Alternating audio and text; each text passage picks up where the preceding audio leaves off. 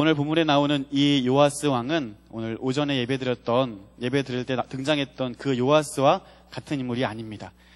오전에 나왔던 그 요아스 인물은 남유다 왕국의 왕이었고, 오늘 우리가 읽은 본문에 나오는 이 요아스 왕은 북이스라엘의 왕이었습니다.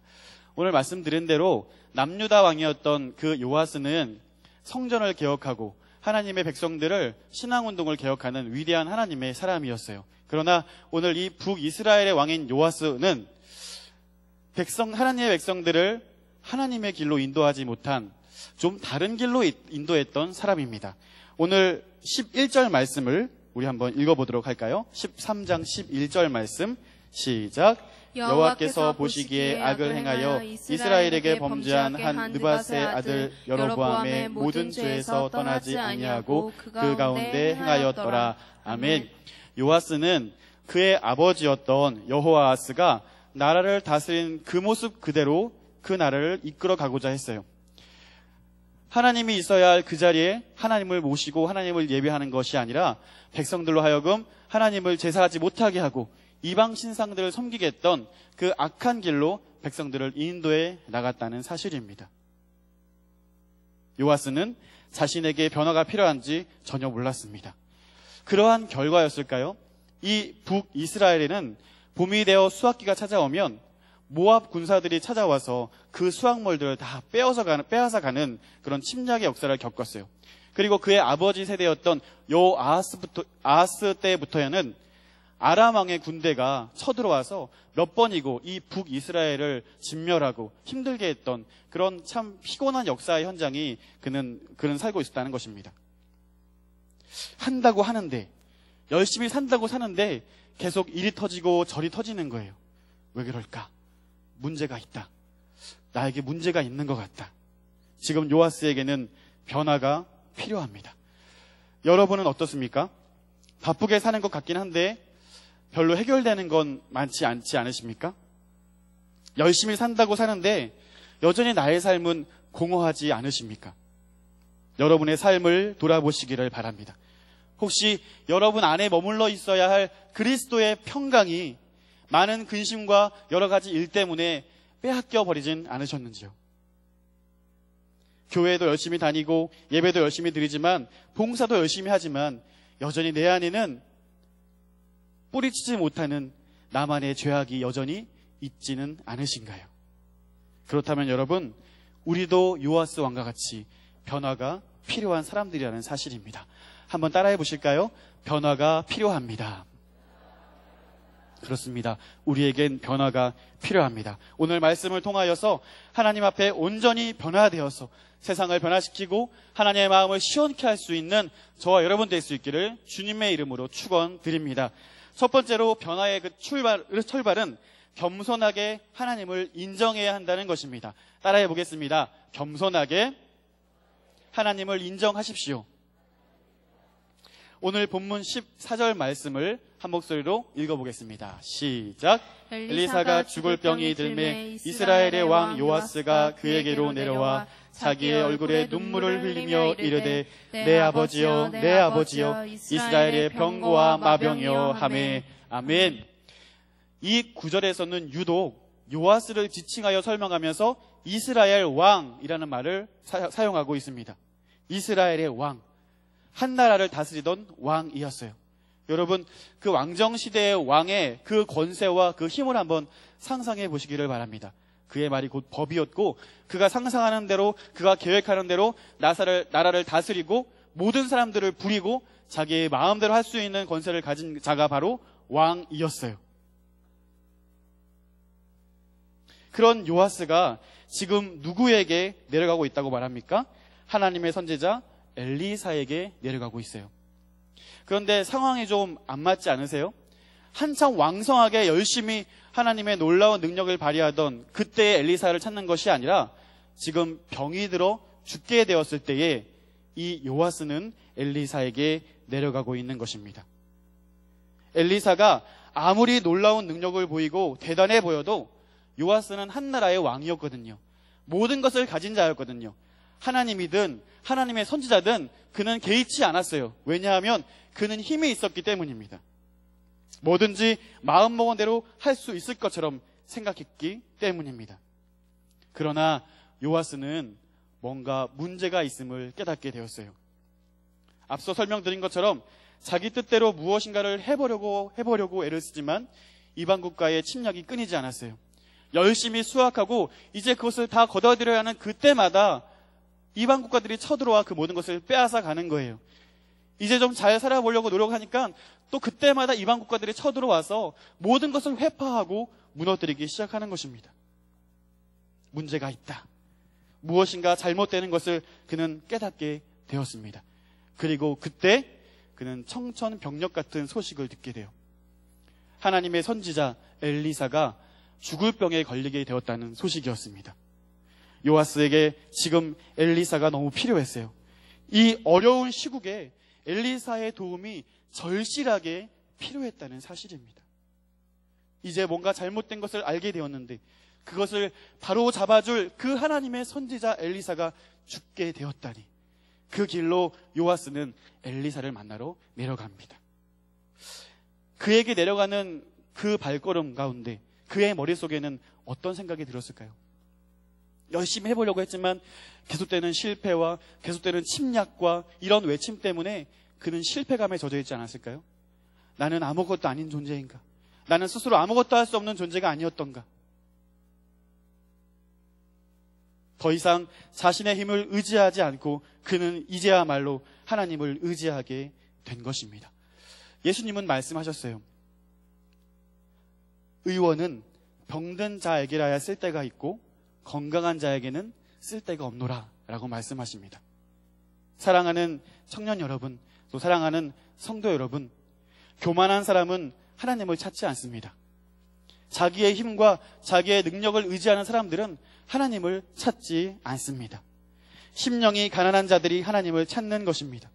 교만함이 아닌 겸손함으로 하나님을 찾고 구하는 자들을 하나님은 만나 주신다는 것을 믿으시기를 바랍니다. 우리는 신앙생활을 하면서 처음 신앙과는 달리 점점 겸손하지 못한 우리의 모습을 발견하고는 합니다. 처음 예수님을 믿고 뜨겁게 신앙생활할 때에는 두려운 것이 없어요. 어떤 사람들을 만나든지 웃을 수 있고 또 어떤 문제를 만드는지 그것을 극복해낼 수 있으리라는 큰 믿음이 있어요. 또 사랑으로 사람들을 품을 수 있어요. 어떤 말씀을 들어도 어떤 성경 본문을 읽어도 나에게 주시는 하나님의 말씀이구나라는 감동이 있어요. 어떤 기도를 해도 하나님이 내가 상상치 못한 방법으로 응답해 주시는 놀라운 역사를 경험해요. 왜냐하면 그 사람은 철저하게 하나님의 인도하심을 믿기 때문에 그렇습니다. 그러나 점점 나의 의가 높아지고 처음 신앙과는 달리 점점 교만한 마음이 들기 시작합니다. 하나님의 뜻보다 나의 뜻대로 일을 결정하고 그렇게 점점 하나님보다 더 의지할 것들이 내게 많아지기 시작하는 거예요. 하나님보다 이 문제를 더 해결해 줄 수 있는 그 어떤 것들이, 하나님보다 나를 더 행복하게 해줄 수 있는 그 많은 것들이 점점 나에게 생겨지기 시작하는 거예요. 그래서 내가 하나님을 믿는 것도 하나님은 나의 삶을 위해서, 나의 편의를 위해서 나를 그저 도와주시면 돼요. 우리는 어느새 이렇게 교만한 마음이 들게 찾아오게 된다는 사실입니다. 여러분은 어떠십니까? 여러분의 삶을 다스리시고 여러분을 인도하시는 분은 누구입니까? 나 자신입니까? 아니면 하나님이십니까? 오늘 자신의 권세를 의지하여 살던 요아스, 그 사람에게 어떤 변화가 찾아오는지 이제 한번 본격적으로 찾아보도록 하겠습니다. 오늘 본문 14절 후반절을 한번 보시기를 바랍니다. 그가 드디어 엘리사 선지자를 만나면서 그는 이렇게 고백하고 있습니다.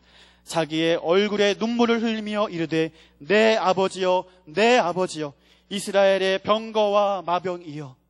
이것이 오늘 엘리사의 고백이었어요. 교만하여 하나님을 의지하지 않던 이 요아스가 엘리사를 만나자마자 눈물을 쏟고 있는 것입니다.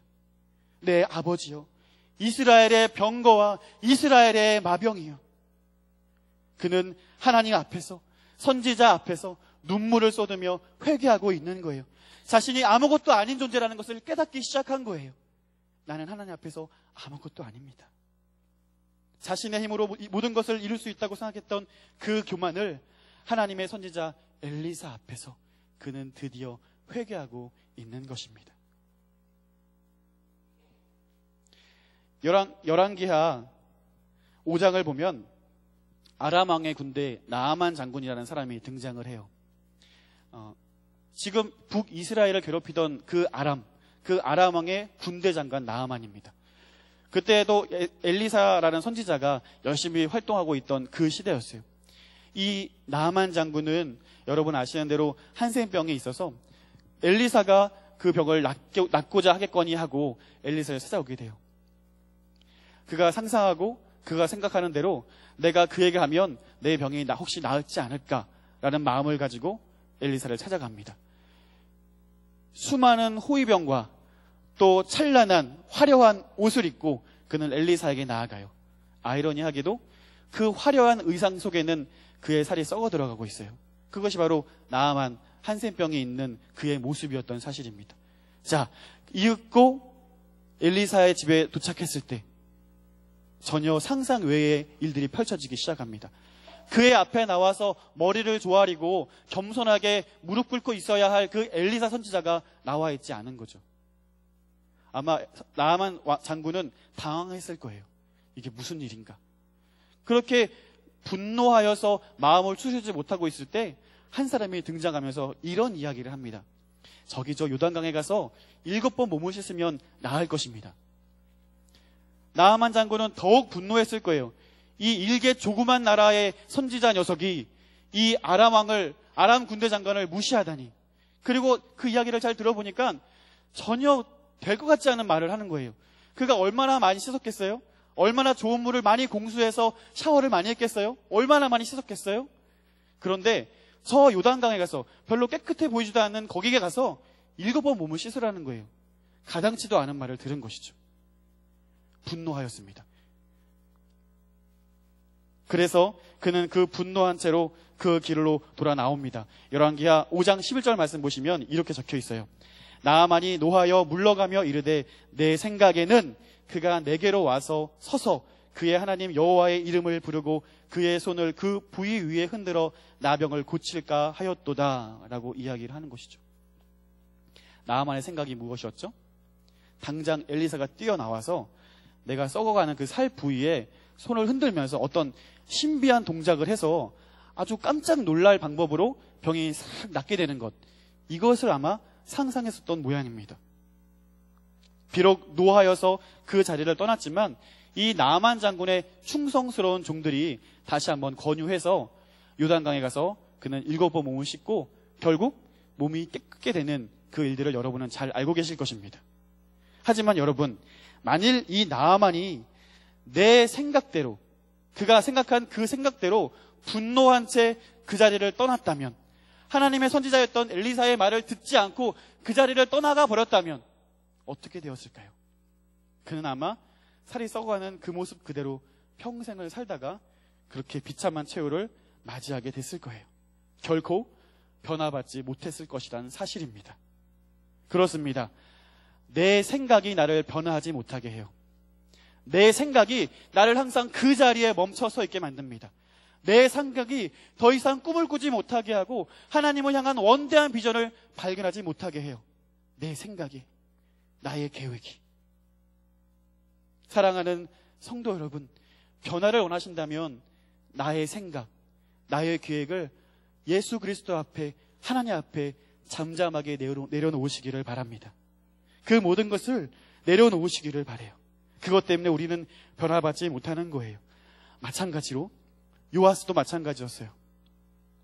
그가 끝까지 자기 잘난 맛에 살다가 오늘 이 엘리사를 찾지 않았다면 그는 그렇게 외세의 침략만 당하다가 결국 실패자의 인생을 살고 비참한 최후를 맞이했을 거예요. 그러나 그는 곤고한 그때에 하나님의 사자인 엘리사를 찾아왔습니다. 그리고 다른 것을 의지하지 아니하고 이제 하나님을 의지하고 하나님의 명령을 듣기로 결심하게 되는 것입니다. 요아스가 그의 모든 생각을 내려놓고 엘리사를 바라보며 눈물을 흘리고 있듯이 사랑하는 성도 여러분, 나의 생각, 나의 계획을 다 내려놓고 나를 위해 십자가에 못 박혀 죽으신 그로 인해 나에게 전부를 주신 그 예수 그리스도를 바라볼 수 있기를 바랍니다. 그분의 생각을 들으시기를 바랍니다. 그분의 명령대로 순종할 수 있기를 바랍니다. 오늘 그것을 인정하고 나의 죄를 인정하고 주님 나를 불쌍히 여겨주십시오. 이제 주님이시여 나를 인도해 주십시오. 이렇게 주님을 인정하고 겸손하게 나아가는 자들, 그들에게 하나님은 말할 수 없는 평강으로 우리를 허락해 주실 줄로 믿습니다. 또 그런 평강을 경험하시는 저와 여러분 되기를 바랍니다.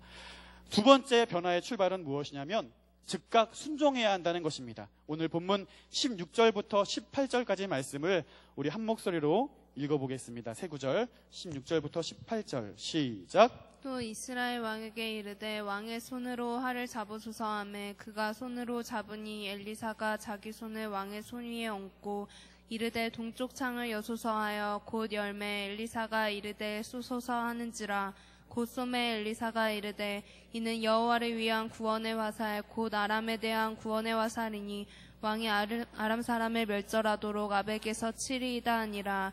또 이르되 화살들을 집으소서 곧 집음에 엘리사가 또 이스라엘 왕에게 이르되 땅을 치소서 하는지라.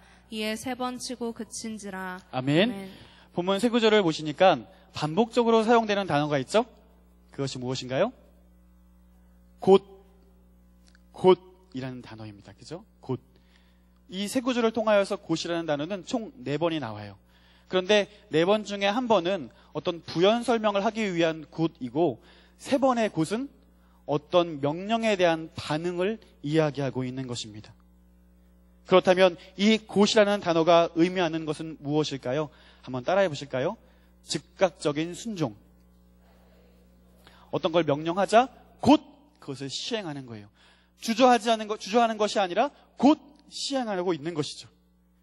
예배를 통해서 귀한 말씀을 듣지만 왜 나에게는 변화가 없을까? 때로는 감동도 있고 때로는 회개도 있지만 왜 나의 삶은 여전히 건조하고 풍성하지 못할까? 말씀에 반응하지 않기 때문입니다. 오늘 요아스를 보십시오. 곧 즉시로 순종합니다. 하나님의 사자인 엘리사의 명령이 떨어지자마자 곧 바로 순종하고 있습니다. 이것이 변화를 위한 저와 여러분의 삶의 태도임을 믿으시기를 바랍니다. 혹시 그 말씀이 당황스럽고 또 세상 사람들이 보기에 참 바보스러워 보일지라도 따지지 않고 계산하지 않고 그 명령에 순종하는 것이죠. 오늘 요아스에게 엘리사가 요청하고 있는 명령은 무엇입니까? 창문을 열고 활을 쏘라는 거예요. 여러분, 당시 이 왕들은 군사훈련을 받은 장수이기도 했어요. 그러므로 이 요아스도 수많은 활 연습을 했을 거란 사실이에요. 그래요. 창을 열고 활시위를 겨누는 것까지는 좋아요. 이제 날아가는 새를 맞추면 되나? 그렇게 숨을 가다듬고 있는 그 순간 뒤에서 쏘소서! 라는 명령이 주어져요. 날아가는 새가 있나? 쳐다보았지만 아무것도 없어요. 장수였던 그가 날아가는 새는 아닐지어도 가만히 서 있는 나무라도 맞춰야 보람있지 않겠어요? 그래야지 자존심이 덜 상하지 않겠어요?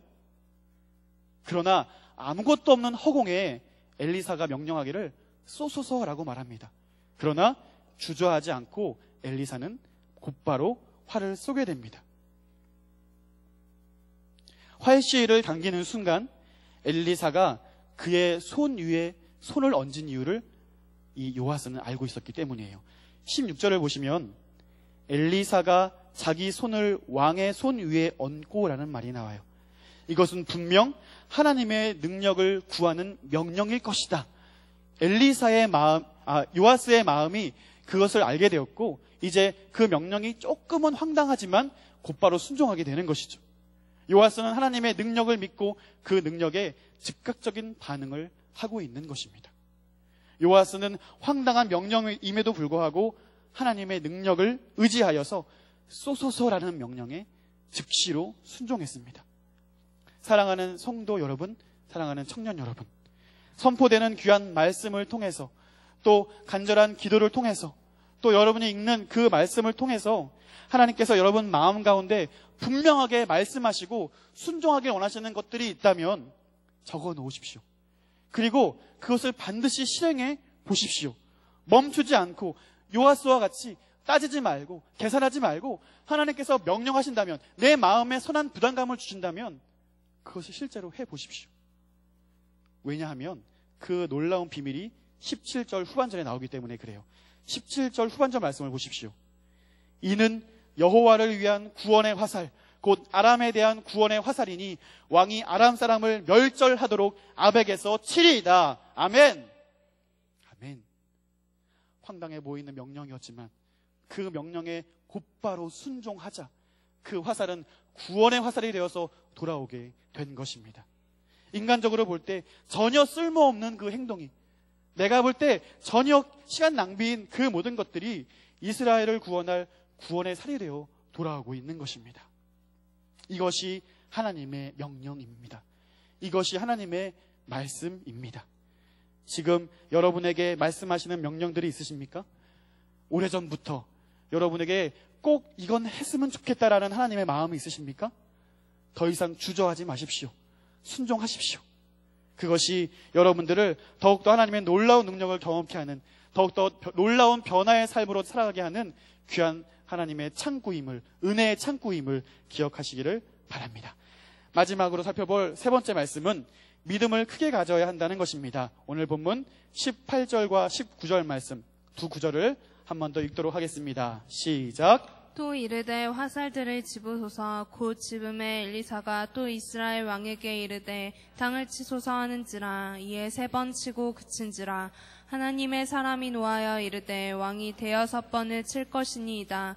그리하였다면 왕이 아람을 진멸하기까지 쳤으리이다. 그런즉 이제는 왕이 아람을 3번만 치리이다 아니라. 아멘. 이번에도 엘리사는 요아스에게 아주 황당한 명령을 계속 내리고 있습니다. 목표물은 없더라도 차라리 활시를 당기는 건 괜찮았을지 모르겠어요. 그런데 이제 내리는 명령이 뭐냐면 화살을 잡고 그것을 땅바닥에 치라는 거예요. 속보장난 같지 않으세요? 이런 황당한 명령을 엘리사는 요아스에게 명령하고 있는 것입니다. 그러자 요아스는 살은 곧바로 잡았을지 모르겠지만 땅바닥을 내리치는 데는 좀 어물쩡거린 것 같아요. 왜냐하면 그 명령 앞에만 곧이라는 단어가 없기 때문에 그래요. 어쨌든 그는 하나님의 능력을 의지하여서 순종하여서 땅바닥에 화살을 내리치기 시작합니다. 그런데 역시 어물쩡거렸던 것 같아요. 3번 정도 치고 본인도 좀 창피했나 보죠? 내가 지금 뭐 하고 있는 건가? 3번 정도 치면서 치기를 이제 멈춘 거예요. 자, 이 장면을 놓고 신학자들의 의견이 분분해요. 어떤 신학자는 이렇게 이야기합니다. 하나님께 너무 지나치게 요구하는 것이 부담이 되었기 때문에 적당하게 쳤다. 신학자 얘기예요. 또 어떤 신학자는 말하기를 요아스는 하나님에 대한 열정이 별로 없는 것 같다라고 이야기를 합니다. 여러분 생각은 어떠십니까? 잘 생각해 보면은 오늘 요아스는 하나님에게 능력을 구하는데 지금 체멸 따질 처지가 아니었어요. 그죠? 지금 틈만 나면 쳐들어오는 외세의 침입, 틈만 나면 수확물을 빼앗아 가려는 그들의 외침, 결국 그렇게 가다가 나라가 망해버릴 것이기 때문입니다. 계속해서 간구하고 매달려도 모자랄 판에 첫 번째 의견은 아닌 것 같아요. 그렇다면 두 번째 의견이 맞는 것이죠. 하나님에 대한 열정이 부족했던 거예요. 결정적으로 19절을 보십시오. 하나님의 사람이 노하여라고 말하고 있습니다. 엘리사는 이 요아스의 행동을 보고 책망하고 있는 거예요. 왜 요아스 왕이요? 3번만 치는 것입니까? 5번, 6번을 쳤으면 그 아람 군대를 완벽하게 무찔러 버렸을 것입니다. 완벽하게 승리하였을 것입니다. 라고 이야기를 하고 있어요. 즉, 이 요아스는 3번만 침으로써 단지 3번만의 승리만을 가져오게 된 것이었다는 사실입니다. 열정이 부족했어요. 믿음을 크게 가지지 못했습니다. 기억하십시오. 하나님께서 요아스에게 주시고자 했던 것은 완전한 승리였어요. 부분적인 승리가 아니었습니다. 완전한 승리를 주시고자 하였습니다.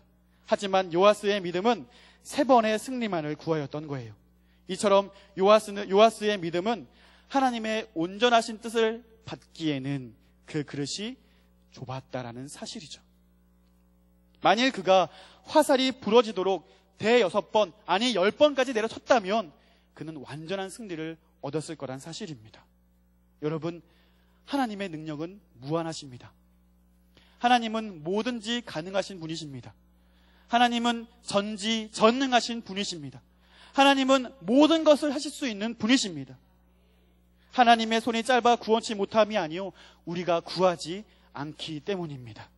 우리의 믿음이 작고 연약해서 우리는 하나님의 능력을 제한해요. 내가 거기까지밖에 생각할 수 없기 때문에 하나님도 여기까지는 해결해 주실 수 없을 거야 라고 생각하고 단정 짓고 더 이상 그 처절한 문제 앞에서 하나님의 능력을 의지하지 않습니다. 이 문제는 하나님도 해결하지 못하실 거야. 사랑하는 여러분, 기억하십시오. 하나님은 우리가 더 큰 믿음을 소유하기를 원하십니다. 더 큰 믿음 가지기를 하나님은 우리에게 원하십니다. 진정으로 변화받기를 소원하신다면 우리는 믿음의 분량을 넓혀야 할 줄로 믿습니다. 하나님은 마르지 않는 샘이세요. 그분의 사랑과 자비는 끊임없이 폭포수와 같이 흘러넘치고 있습니다. 만일 우리의 믿음의 도량이 밥공기라면 요만큼만 받을 수 있는 거예요. 우리의 믿음의 분량이 대야라면 대야만큼 받을 수 있겠죠. 그러나 사랑하는 우리 에덴교회 성도 여러분, 사랑하는 청년 여러분, 우리의 믿음은 그 많은 물을 담고 있는 저수지가 되었으면 좋겠어요. 아니, 이 지구상의 모든 물을 담고 있는 바다와 같이 큰 믿음을 가질 수 있는 저와 여러분 될 수 있기를 주님의 이름으로 축원드립니다. 하나님께서 여러분 한 분 한 분에게 하실 일들에 대해서 큰 기대를 가지십시오.